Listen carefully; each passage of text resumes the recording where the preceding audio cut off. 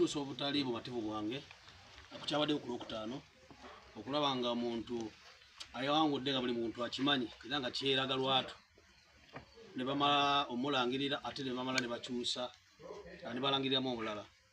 Ekyo nno tekikomaawo. Constitution ya Uganda buli myaka 5 etuwa omukisa gumu okulonda abakulembeze betugenda obeera nabo. Naye abakulembeze ku mutendera gwa chairman wa district kitegeeza buweereza. Buli abantu ebalonda omukulembeze gwe baagala abaweereze ate ne batamufuna kitegeeza nti oba okutogedde ekitundu obuweereza bwa tebugenda kutuuka ku bantu.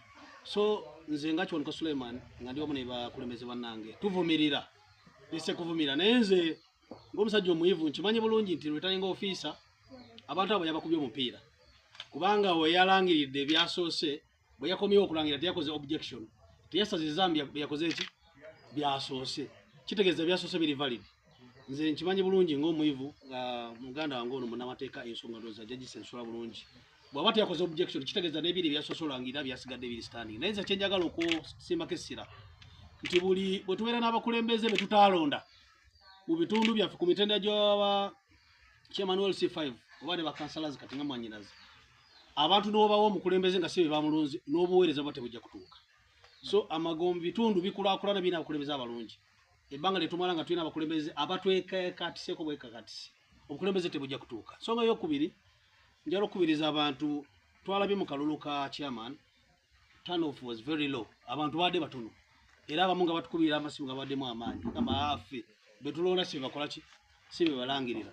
Njala twala omukisa guno okubiyita abantu bena kifuma ne mukono yino okutwaliza omu tukyalina obulondooza bwa mirundi ng'esatu ebiri tulina akabavubuka tulina municipality tulina kansala baabwe mbasaba mujje tulonde kubanga abakulembeze abo betugenda okulonda be bagenda tutuusaako obuweereza bw'oneesuulirayo gwe naggamba n'otajja kulonda ojja kubanga olooze negatively kubanga oli gotayagala ajja kujja abamwagala bajje balonde naawe akukoseze wamu. So njagala okumaliza ebigambo byange nga mbasaba mujje tulonde essebera ddala kuba ate nga kisingira ddala okuba ekikulu nange ntuusa butali bumativu bwange kubikolwa ebikolebwa ku pulezidenti wange.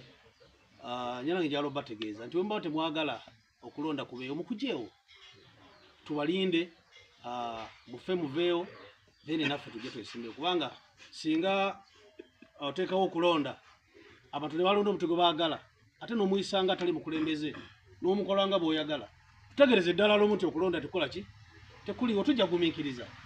Aye Katonda kuuma Kyagulanyi Ssentamu Ssaabasajja Kabaka wangaale.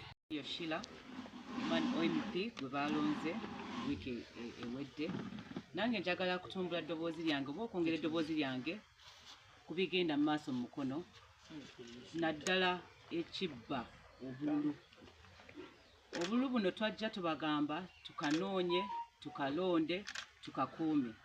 Bannamukono njagala kubeebaza mwalonze akalulu mwakakuumye naye obubbi buli ku ttali senta obubbi buli mu kompyuta eyo waggulu eyo.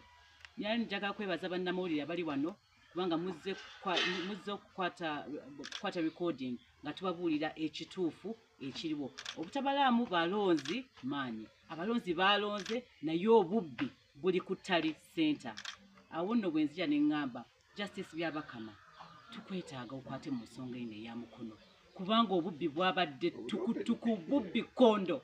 Oli n'asoma ebintu ebyabadde ku declaration form naye olwa intimidation n'okutiisatiisibwa n'asoma ate ebirala. Nze kyendabye mu mukono eno tebadde election ebadde selection ng'abakulembeze be beeronda so si bakulembeze bantu be balonze.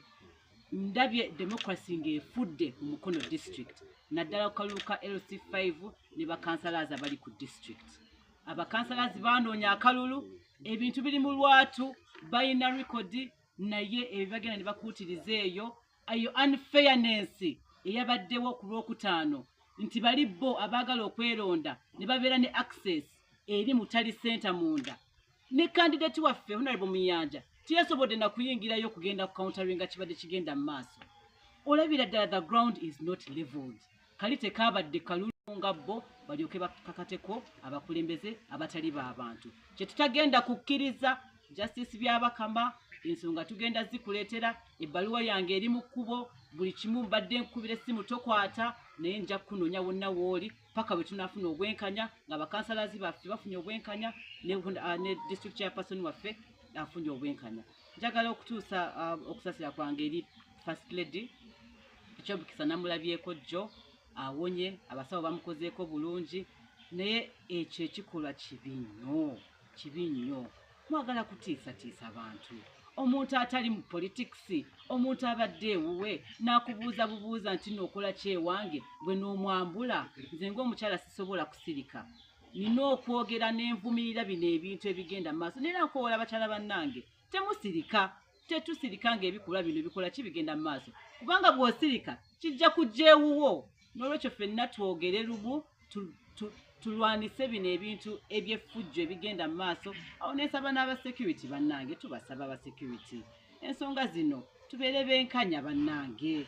Tosobola kukkiriza bakandidates abamu bokka.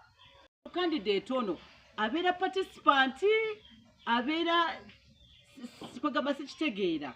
Akatulongoseemu bibeera bweru, buli ayagala okubaako kyagamba omulondesa n'abakibagamba ng'ensi ekola ki eraba. Naye mukono baabireka munda mu kizimbe.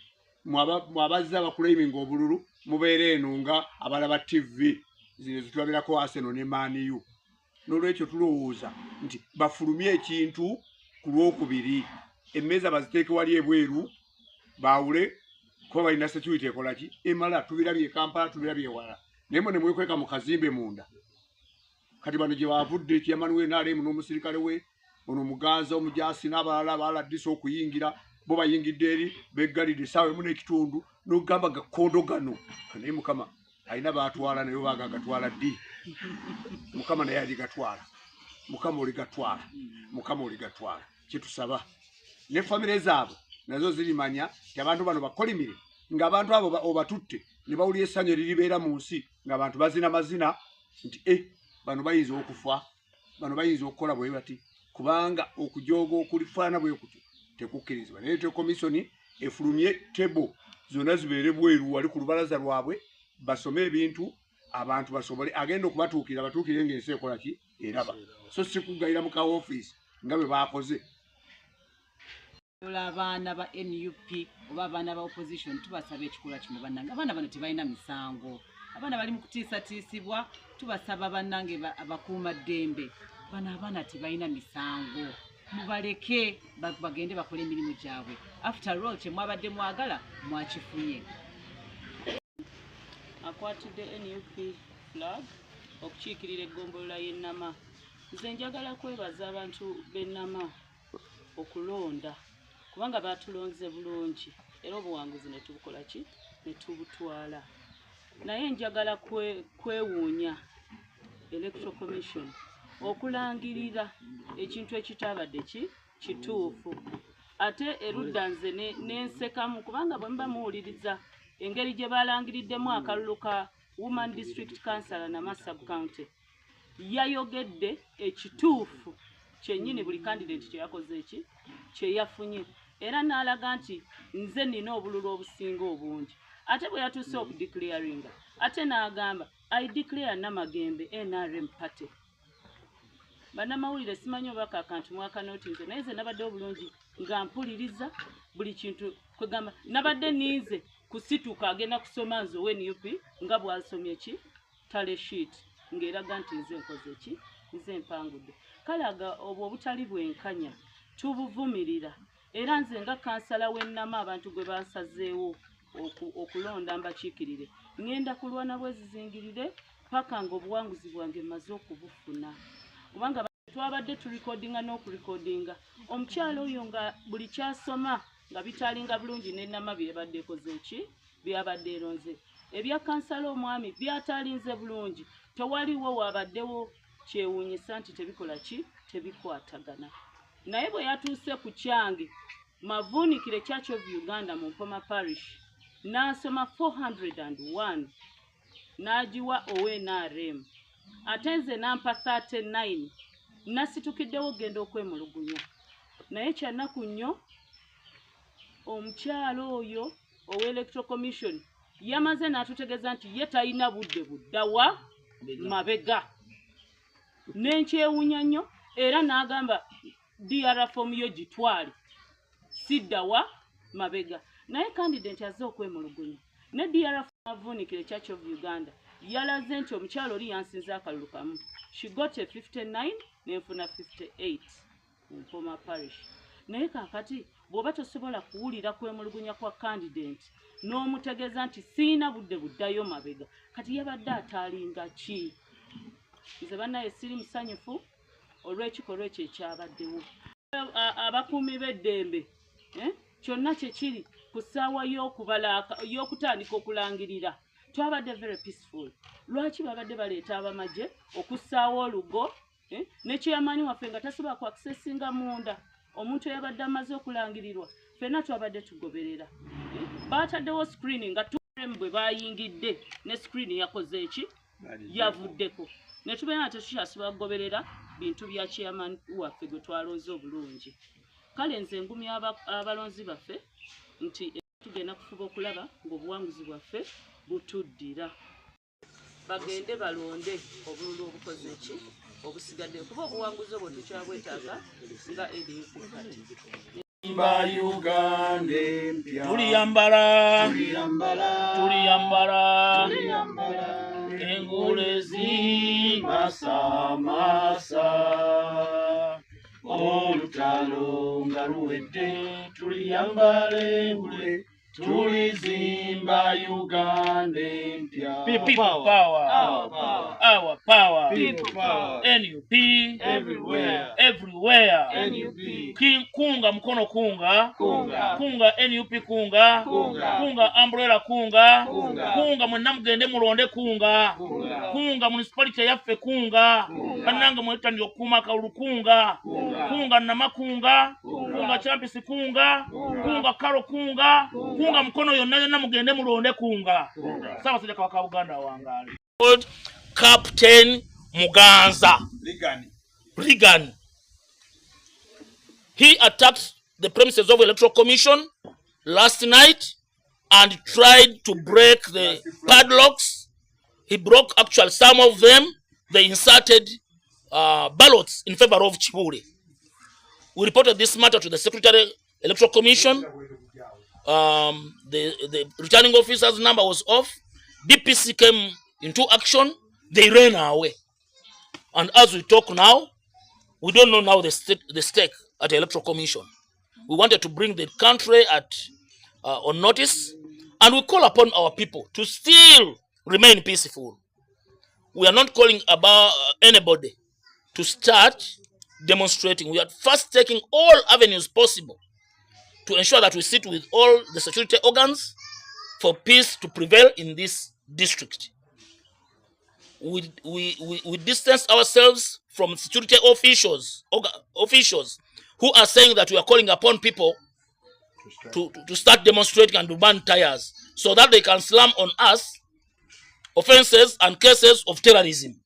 We are aware about their plans, but we are very sorry we are not going to play into your hands. We are very sober, and we call upon our people to remain peaceful and to go and vote. Come Tuesday, please come in big numbers to vote for the mayor of Mukono municipality. We are aware about the meeting which Muganza prevailed in Mpoma barracks to make plans to rig our election in Mukono municipality here in favor of NRM candidate. Please, our people, come in big numbers, vote and vote for NUP, vote for Umbrella.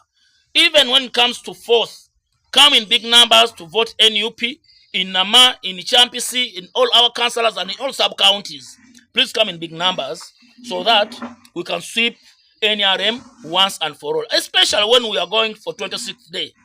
We call upon our NRM people, friends, brothers, sisters, fathers. Please remind yourselves about the agenda of NRM when they were going to the bush. The main issue was about the vote rigging. As we are approaching 40 years in power, you are doing the same. Please revisit yourself, come back into your senses, do away with this curse of vote stealing, of beating the people and keeping our people in the bush. because we are aware security organs are looking for our people are no longer sleeping at home. They have put many in prison, in unknown places. People are sleeping in the bush because they are looking for them. For the reasons we don't know. Okay, Honorable. Let's... It's very, very simple. Once the results have arrived at the tally center, you read what you have received, tally and declare a winner. There is no any other option that you have to revisit again. I have declared the wrong person. Now I'm declaring the wrong rightful person. Even if they had declared Muyanja wrongly, you cannot revisit that position. To revisit it, you have to go to court. So, I'm sorry for my teacher, Mukome. You got byoya byanswa. You got byoya byanswa. Muyanja was declared first. He is the rightful elected chairman of Mukono district. She was declared byoya byanswa because of the pressure which he had mounted.